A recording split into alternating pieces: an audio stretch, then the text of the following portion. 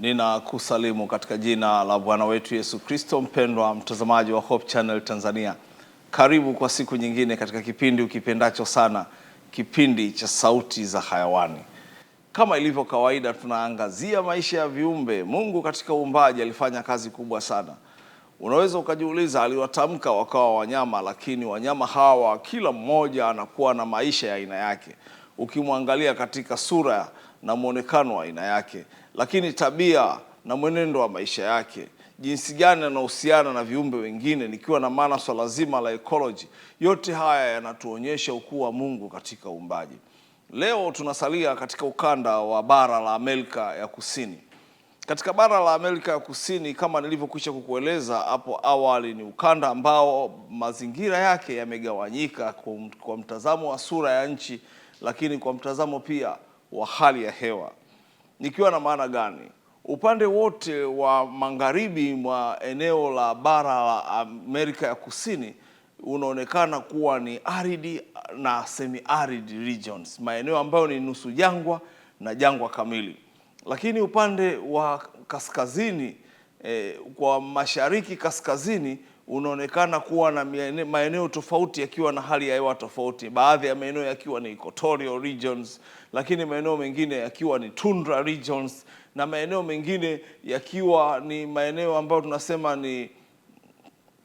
ni ukanda ambao unakuwa na mchanganyiko wa hali ya hewa. Ila kwa upande wa kusini kabisa, kwenye kizio cha kusini mwa bara hili la Amerika ya Kusini, kunaonekana kuwa vile na hali ya hewa inayokuwa katika kizio cha kusini mwa dunia, yani hemisphere, southern hemisphere. Kama ilivyo kawaida, maeneo haya yenye vizio vya kusini na kaskazini yanakuwa na uwepo wa utengenezwaji wa theluji katika ardhi yake inapofikia nyakati ambazo tunaziita ni winter season, misimu ya baridi, au wakati mwingine kwenye baridi kuelekea kwenye spring season, msimu ambao unakuwa ni wa mvua, wanakuwa wakipitia mazingira kama hayo. Sasa leo tunakwenda kumwangalia mnyama mwingine kutoka katika kundi lile lijulikano kama lima, lakini kipindi kilichopita tulimwangalia alpaca, ambayo huyu tulimuona jinsi gani anavyomwakilisha Mungu kwa uzuri wake na mambo mengi ambayo alikuwa nayo yeye. Lakini katika jamii hii wote hawa wametoka katika familia iliyojulikana kama lima, ikiwajumuisha wanyama wa aina nyingi hapo. Leo tunakwenda kumwangalia mnyama mwingine ajulikanaye kama guanaco, ambao unaweza ukamwita jina la kisayansi Lama guenicoe. Ni kwa jinsi gani tutakapofika katika sayansi ya utambuzi wa majina tutaweza kumgundua mnyama huyu kwa nini aliitwa hivyo. Hawa ni wanyama wanaopatikana katika maeneo ya kusini mwa bara la Amerika, na akionekana kuwa ndio mnyama mkubwa katika ukanda huo, na akitoka katika jamii ikijulikana kama vikuna, na unaweza ukamwita guanaco vikuna, ni jina jingine maarufu kwake.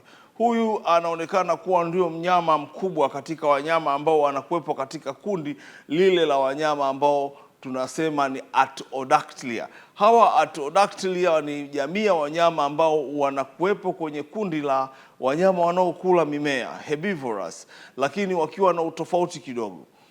Juma lililopita tuliweza kumwangalia alpaca, ambao yeye tulimuona na matumbo matatu na mfumo wake wa mmeng'enyo, pamoja na kwamba una uwezo wa kucheua, lakini haukuwa sawa wa kumfananisha na wanyama ambao ni ruminant animal. Napozungumzia wanyama ambao ni ruminant animal, ni wale wanyama wenye matumbo manne katika mfumo wao wa ucheuaji wa mmeng'enyo wa chakula, nikiwa na maana tumbo la omasum, obomasum, rumen na reticulum. Sasa leo tunapomwangalia huyu hapa Lama guenicoe, au unaweza ukamwita guanaco vikuna, ni jina ambalo unaweza ukamwita mnyama huyu. Yeye anakuwa na utofauti kidogo. Moja kwa moja tuangalie kwanza science ya majina na utambuzi wa majina, etymology and naming. Ni kwa jinsi gani aliitwa guanaco. Hili ni jina linatoka katika kabila lijulikanao kama Quechua. Quechua ni makabila yanayopatikana ukanda wa nchi za Chile. Kule Chile katika ukanda wa bara la Amerika ya Kusini ndiko jina hili lilikuwa likipatikana, na walikuwa wakimaanisha mnyama mkubwa wa porini ambaye wanamfananisha kama vile na ng'ombe kwa mazingira ya wao jinsi wanavyomchukulia. Mnyama huyu ana maumbile ya aina gani? hapa tunataka tumwangalie maumbile yake, alafu mwisho tutakuja tuangalie swala zima la classification. Moja kwa moja tumwangalie mfumo wa maumbile yake mnyama huyu, alafu tuje tumwangalie katika swala zima la classification, halafu tutajifunza mambo mengi juu ya uhalisia wa maisha ya kiumbe huyu. Kiumbe huyu ana urefu wa kuja juu sawa wa mabega unaonekana ni sawasawa na mita 1.3, ambayo hii sasa na futi 3 na inchi 3. Huu ni urefu wake kwa usawa wa mabega, lakini urefu wa mwili unakuwa ni mita 2.1 kwa mita 2.2, ambayo sawasawa na futi 6 na inchi 11 hadi futi 7 na inchi 3. Na uzito wao mara nyingi wanaanzia uwepo wa kilo 90 hadi kilo 140, ambazo hizi ni sawasawa na LB 200 kwa LB 310. Ndio maana hawa wanyama wanachukulikana kama wanyama wakubwa katika ukanda wa nchi hizo za kusini mwa bara la Amerika. Ukimwacha yeye, mnyama mkubwa mwingine katika jamii hii ni puma, lakini ukimwondoa puma yupo tarip, ambaye yeye anaonekana kuwa mkubwa, lakini kuna giant anteater. Hawa wote wanaonekana ni wanyama wakubwa, lakini huyu ndio mnyama anaonekana mkubwa sana katika ukanda huo wa bara la Amerika ya Kusini. Kama nilivyokuambia, huyu ni mnyama ambaye yeye anakula majani, chakula chake ni majani. Sasa kabla sijafika huko, moja kwa moja ningependa tumtazame mnyama huyu katika mgawanyo wa madarasa na madaraja ya viumbe hai, yani classification, ili tuweze kumjua anatoka katika makundi gani. Domaini yake ni eukaryota kama vile walivyo wanyama wengine, na hii ni kwa sababu tu ya uwepo wa cell membrane katika miili yao, lakini vile vile anatoka katika kingdom ijulikanayo kama Animalia, na filamu yake ni Chordata, akitoka katika oda ijulikanayo kama Odactylia, ambayo inamleta kwenye family ya Camelimidae, ambaye huyu anakuwa katika genus ya Lama, ambao hii Lama ndio inamleta kwenye jina la species ilijulikanayo kama Lama guenocoe, ambao hii ndio inaleta jina kamili la Guenaco vicuna.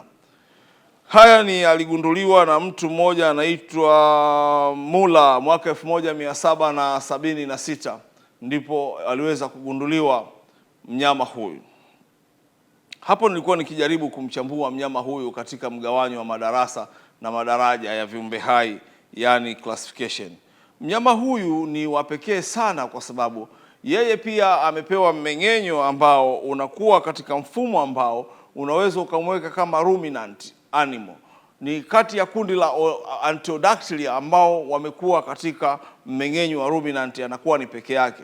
Mara kadhaa nimekuambia uwepo wa wanyama ambao wapo katika kundi la Artiodactylia, hawa wanaonekana kuwa na mfumo wa matumbo matatu ya mmeng'enyo wa chakula, ambapo tumbo la kwanza ndio linakuwa la kuhifadhi, lakini akicheua cards, ile kadi anayocheua ni kwa ajili sasa ya kuhamisha kwenye matumbo mengine. Ni tofauti kidogo na mnyama huyu. Mnyama huyu yeye amepewa matumbo manne, yani omasamo, bomasamo, rumen na reticulum, lakini mfumo wake wa mmeng'enyo unakuwa ni tofauti na wale ambao ni ruminant. Tukubaliane hapa, yeye naye unamweka katika kundi la ruminant, lakini yeye hana mmeng'enyo unaofanana na ruminant. Mara nyingi nimekuja nikiwaelezea ruminant animal hasa tunapoangalia Cynoceras cephas. Cynoceras cephas ni kama tunavyomuona nyati, ni kama tunavyoangalia aina ya kundi la bison, wanyama kama vile swala kwa aina zake, kongoni, tohe, nyumbu na wengine wote. Hawa wote wanakuwepo katika kundi la wanyama ambao ni bison na Cynoceras cepha, ambao linawaweka kuwa katika mfumo wa mmeng'enyo wa matumbo manne, wakitegemea ucheuaji unaofanyika baada ya matumbo mawili na kuhamia kwenye matumbo mengine mawili.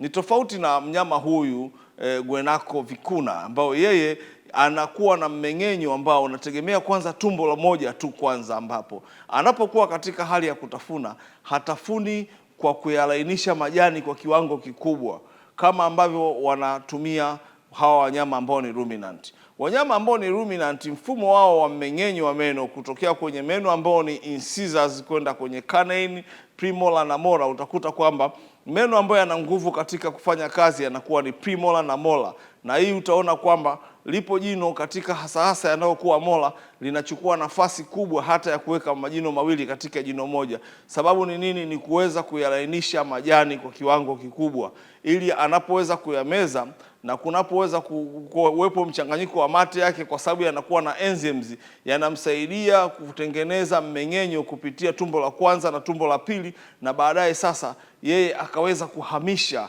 kwa kucheua na kuingiza katika tumbo la tatu, ambao ni mfumo wa mmeng'enyo unaokwenda kuchukua virutubisho na kupeleka kwenye tumbo la nne kwa ajili ya kuandaa kadi ambayo itakwenda kutoka kama uchafu, yani kinyesi. Mnyama huyu tumbo lake la kwanza limepewa uwezo mkubwa katika kuhifadhi ili kutengeneza kadi, ambayo hii kadi, ninaposema kadi, ni kile chakula ambacho kimeshaweza kutafunwa na kikacheuliwa kwa ajili ya kutumika tena. Kwa hiyo chakula hiki mnyama huyu anapokuwa akikimeza, yeye anategemea sana uwepo wa enzymes za ndani ya tumbo, lakini awali mchanganyiko wa mate yake yapo na element ambazo zitasaidia kunapokuwepo na mmeng'enyo wa pili katika tumbo ndani kupitia enzymes zinazomwagwa kwa chakula anachokula, kumsaidia sana yeye kuweza yale majani kulainishwa kwa kiwango kikubwa, na atakapokuwa akicheua, yani akicheua kama kadi, sasa ndiyo anakwenda kumeza, ambapo itaingia katika msukumo wa matumbo matatu na baadaye kutoa kama kinyesi. Unadhani umeielewa tofauti iliyopo kati ya mnyama huyu? Mfumo wa majani anayokula, mara nyingi anakula majani kama ya mimea ambayo tunaita shrub, lakini vile vile mimea mingine ambayo inaitwa cactus, anakula mimea mingine ambayo inatengeneza uwepo wa maua, lakini vile vile upendelea mimea ambayo inakuwa pembezoni mwa sehemu ambazo kunakuwa na vijito vya maji. Kama nilivyokwisha kukueleza kwamba mnyama huyu anamudu kuwepo kwenye mazingira hadi yanayoweza kuweka uwepo wa theluji katika ardhi. Katika ukanda wa nchi zinazopatikana kusini kabisa mwa bara la Amerika ya Kusini, nchi hizi zinakuwa na msimu unaopitia kuwepo kwa baridi kali ambayo ina uwezo wa kutengeneza theluji katika baadhi ya maeneo, hasa katika ukanda wa kusini mashariki, na hali hii inamsababisha mnyama huyu kuwa ni mazingira ya muhimu kwake kwa ajili ya kujipatia chakula. Huyu ni tofauti kidogo na alpaka, ambapo tumemwona alpaka yeye ana uwezo wa kuishi katika mazingira tofauti, ikiwa hata na maeneo ambayo ni semi arid na arid, yani maeneo ambayo ni nusu jangwa na jangwa. Huyu hawezi kuishi katika maeneo ambayo ni nusu jangwa kwa sababu aina ya chakula anachokitegemea, anategemea uwepo wa majani mabichi. Hivi ndivyo ambavyo mfumo wake wa mmeng'enyo unakuwa. Ni kiumbe ambaye ana mtazamo wa pekee sana kupitia mambo mengi anayoyafanya. Maumbile yake yanamuonyesha kuwa na urembo wa rangi zinazokuwa katika shingo yake. Ni tofauti kabisa na alpaka, ambapo tulimuona alpaka wao wapo katika makundi mawili wakiwa na utofauti wa aina ya manyoya. Huyu manyoya yake yanakuwa yamelala na ni madogo madogo, si makubwa, na vile vile anakuwa na rangi ambayo inakuwa ni ya udhurungi iliyochanganya na kahawia. Rangi hii ikitumika kama camouflage hasa katika kumlinda yeye na maadui. Ni kiumbe ambaye amepewa mwendo kasi mkubwa kutokana na mazingira anayoishi. Ana uwezo wa kukimbia kilomita 68 kwa lisaa moja. Na hii ni kwa sababu gani? Ni kwa sababu mazingira anayoweza kuishi yeye ni mazingira ya wazi. Hawezi kukaa katika maeneo yenye vichaka, hivyo usalama wake unategemea sana kwa kukimbia, hasa anapokuwa amewaona maadui zake, na ana uwezo wa kumsoma adui katika umbali mrefu kutokana na jicho lake limepewa uwezo wa kuona kwa kiwango kikubwa sana. Kiumbe ambaye anaweza akawa kuanzia mita 700 kwa umbali, yeye anaweza kumtambua na akagundua wale ni maadui zangu. Lakini vile vile amepewa uwezo wa kuwa na pua kali ambao inanusa kwa mbali na kuweza kugundua. Ni kiumbe pekee sana ambaye anafananishwa sana na alpaka kwa sababu hii wote wanatoka katika kundi moja ambalo linaitwa lima, lakini wakiwa tofauti kimaumbile, wakiwa tofauti kitabia. Alpaka tulishaweza kumwangalia, huyu ni domesticated creature, ni kiumbe ambaye anafugika ndani, lakini huyu hafugiki ndani, ni mnyama pori, hivyo wanakuwa na utofauti, na ni kiumbe mwenye thamani sana kulingana na yale anayoyafanya. Kwa kawaida huchukua eneo lisilopungua ukubwa wa mita za mraba 4000 kwa ajili ya kujitafutia maisha, na ni viumbe ambao ni social creature. Mara nyingi hupenda kuishi katika jamii moja, kundi ambalo linakuwa kushabihiana katika maisha, baba, mama na watoto, na hata kuendeleza kizazi kikakuwa watoto wa watoto na watoto wa watoto, likabaki kuwa kundi moja hadi hata kufikia uwepo wa wanyama 150 hadi 300. Inategemea na uhakika wa chakula katika mazingira ambayo yatawafanya waishi kwa pamoja. Mnyama huyu kama wanyama wengine wamepewa muda wa kuingia joto, ambapo kwa kawaida breeding season kwao inakuwa ni kuanzia mwezi Novemba, yani mwezi wa 11 hadi mwezi wa pili. Na jike kwa kawaida anaingia katika ukomavu, yani tunasema maturity period, anakuwa ameingia katika kipindi cha miaka 2, anakuwa amekuwa mkomavu wa kuweza kuingia hapo. Na jike mara nyingi huzaa mtoto mmoja, ni mara chache imeweza kupatikana takwimu ya kuonyesha kwamba wanaweza kuzaa watoto wawili kwa wakati mmoja. Na vile vile muda wake wa kukaa na uzazi ni miezi 4 tu ya kukaa na uzazi tumboni. Hivyo kwa mwaka ana uwezo wa kuzaa mara 2. Kitendo hichi kinawasababisha wao kuwa kwa wingi katika jamii wanayoishi. Mbali na hapo, kiumbe huyu amepewa uwezo mkubwa sana katika kuwa na sauti ambazo zinakuwa ni za tofauti kulingana na mazingira. Wapo na sauti ambazo huzitoa wanapokuwa kama kundi, lakini wapo na sauti ambazo jike huzitumia katika kuwalea watoto, hasa katika kuwalinda na maadui, kuwapa ishara na mambo mengine. Lakini dume huwa na sauti ambayo inamwakilisha jike katika nyakati za msimu wa joto la uzazi. Haya ni maisha ya kiumbe huyu ambaye leo tunamwangalia, Guanaco vicuna. Ni aina ya wanyama ambao huwezi ukawapata katika bara jingine lolote hapa duniani, lakini wanapatikana katika bara la Amerika ya Kusini. Mbali na hivyo, ni kiumbe ambaye amepewa uwezo katika mambo mbalimbali. Kwa kuendelea, mimi na wewe leo hapa tutajifunza vitu vingi sana kupitia maisha ya kiumbe huyu. Hawa ni viumbe wanaofaa kula kwa sababu hucheua na kwato zao zimepasuka kati. Kwa hiyo wanafaa kwa chakula, lakini licha ya hivyo ngozi zao hutumika kwa ajili ya kutengeneza vitu mbalimbali.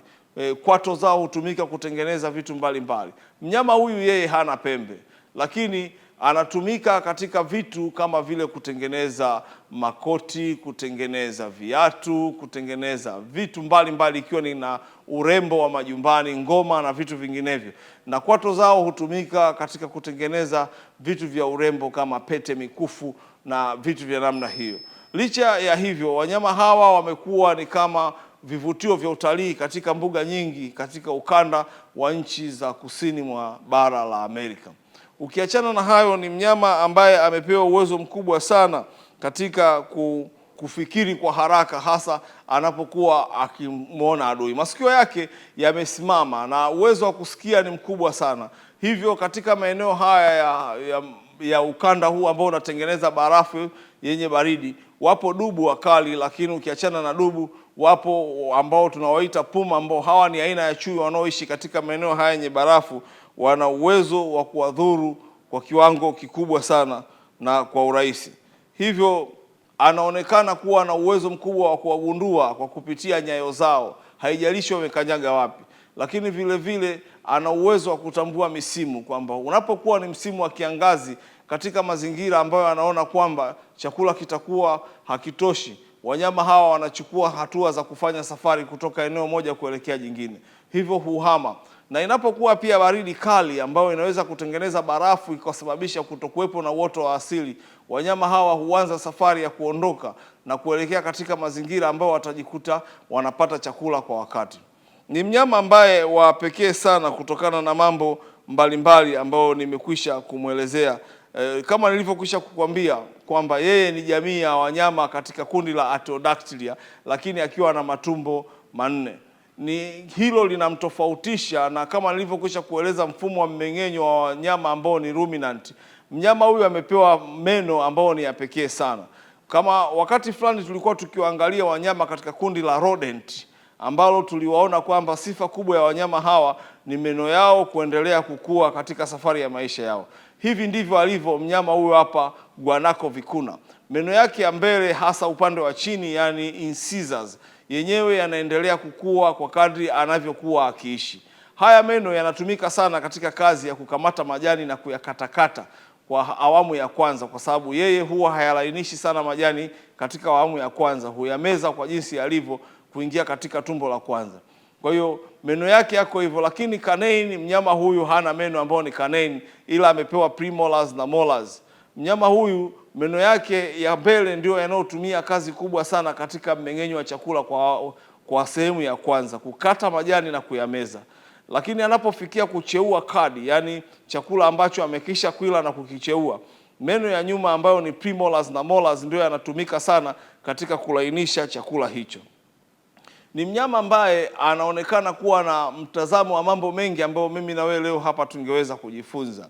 Ni mnyama ambaye amepewa uwezo katika kutambua kupitia harufu ya mvua kwamba msimu huu mvua inaenda kunyesha, au msimu huu mvua hapa imekata, lakini katika umbali wa mita 300 ana uwezo wa kugundua eneo hilo huko kwa sasa mvua inanyesha. Hiyo ni kwa ajili ya kuvuta tu harufu ya udongo na kuweza kumtambulisha. Anakula majani tu ambayo yamekuwa katika mitazamo tofauti tofauti. Nikisema majani ambayo ni fungus, ambayo yale ni majani ambayo yanakuwa na vimbegu ambavyo vinakuwa na mafuta ndani yake. Chakula hiki ukipenda kukitumia sana kama inakuwa ni nyakati za kiangazi, kwa sababu inamsaidia yeye kutoyahitaji maji kwa wakati. Lakini vile vile kama ambavyo tumemwangalia, wanyama hawa wote wamewekwa katika kundi ambalo tunaita Camelidae. Hili ni kundi ambalo limewaleta uwepo wa maisha ya kingamia. Wanyama hawa pia wanaonekana kuwa na maisha ya kingamia, licha tu ya kutokuwa na maumbile yakifanana na ngamia, lakini pia vyakula wanavyokula vinawasaidia sana katika kufanya mmeng'enyo, hasa katika nyakati zinazokuwa za kiangazi. Kama tulivyokwisha kumwangalia alpaka, ambayo yeye tumemwona anaishi katika maeneo ambayo ni arid na semi arid. Katika ukanda wa nchi za Chile, Santiago na nchi nyingine zote zinazopatikana katika ukanda wa magharibi mwa bara la Amerika ya Kusini, eneo kubwa ni jangwa, na uwepo wa jangwa hili linakuwa ni majangwa ambayo yanakuwa yametengenezeka uwepo wa miamba. Katika maeneo yenye miamba, mimea inayostawi hapo inakuwa ni mimea ambayo inakuwa na uhimili mkubwa wa kiangazi kutokana na uhalisia wake. Mara nyingi inakuwa ni jamii ya mimea yenye miba, na kama sio jamii yenye miba ni jamii ambayo mimea ambayo mbegu zake zinaweka ganda gumu kwa nje. Hii ni kwa ajili ya uwezo wa kutunza chakula cha mmea wenyewe. Mara nyingi mimea kama hii ikiwa katika sehemu ambazo ni semi arid, pia kunakuwa na miti ambayo miti hii tunaiita leguminant plant, miti ambayo hujitegemea kujilisha yenyewe hasa kunapokuwa na kiangazi. Miti hii ndiyo mnyama huyu na majani haya huyafanya chakula pia, kwa sababu yanamsaidia katika uwezo wa kukaa muda mrefu bila kupata maji. Huyu naye guanako vicuna ana uwezo huo katika kukaa na chakula kwa muda mrefu bila kupata maji, chakula ambacho kinaweza kikamsaidia kuenda kwa safari ndefu. Kama nilivyokuambia, wao ni wa kuhamahama. Hivyo wanapoona msimu fulani unapita, basi wanaamua kujipatia chakula cha kutosha, na wanapomaliza kula chakula cha kutosha, huanza safari kutoka eneo moja kuelekea eneo jingine. Ndani ya safari hiyo inaweza ikamchukua siku 3 hadi 4, asitegemee chakula, bali akiwa anacheua kile alichokuwa ameweka katika tumbo la kwanza na kukihamishia kwenye matumbo mengine, mmeng'enyo ukiendelea taratibu. Ni wanyama ambao wanashangaza kwa tabia yao hiyo, na ikiwaweka kuwa tofauti na wanyama wengi ambao tumeshawahi kuwaona. Kama ambavyo tunawafahamu, Artiodactylia tunamuona kama twiga, tunamuona kama okapi. Hao ni wanyama wanaopatikana katika ukanda wetu wa nchi za Afrika Mashariki. Lakini vile vile tuliwamwangalia huyu alpaka akiwa kama kundi mojawapo, na leo tunamwangalia huyu hapa guanako vicuna, ambao yeye anaonekana kuwa na matumbo 4 tofauti na hawa wengine wote niliokutajia kutoka katika kundi la wanyama ambao ni Artiodactylia. Hivi ndivyo ambavyo tumekuja kumwangalia mnyama huyu kwa siku ya leo, tukiuona ukuu wa Mungu kwa namna ya pekee sana. Hakika Mungu ni mkuu katika kazi ya uumbaji. Tutajifunza maisha ya viumbe wengi kila juma, tukiangalia ni kwa jinsi gani Mungu amewapa uwezo katika mambo tofauti tofauti ya kukabiliana na maisha yao. Jambo la kushangaza, Mungu aliwatamka na wakawa wote wakaijaza dunia. Ni jambo la kushangaza sana, na kikubwa tunaona ukuu wake ndani ya maisha yetu, upendo wake ndani ya maisha yetu. Mpendwa, nimefika mwisho wa kipindi kwa siku ya leo. Nikutakie baraka tele unapoendelea kufuatilia vipindi vingine kupitia runinga yako pendwa Hope Channel Tanzania. Juma lijalo tutasalia katika ukanda wa mazingira haya, tukiangalia wanyama wengine ambao wanamwakilisha Mungu kwa namna ya pekee sana. Nikutakie baraka tele. Jina langu ni Negele Peter Negele.